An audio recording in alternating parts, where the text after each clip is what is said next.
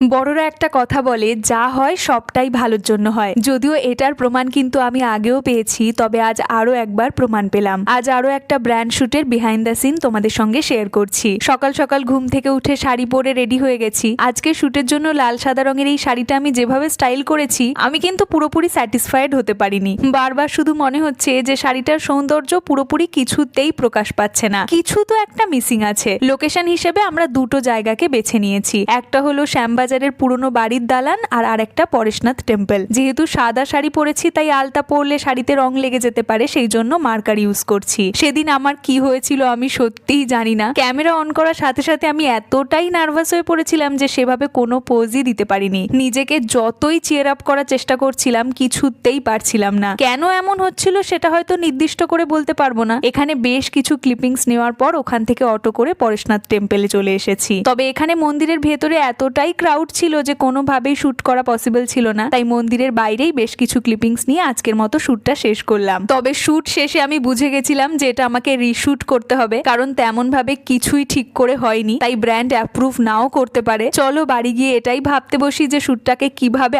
আরো বেটার করা যায়। দেখা হচ্ছে তোমাদের সাথে পরের ব্লগে। বাই।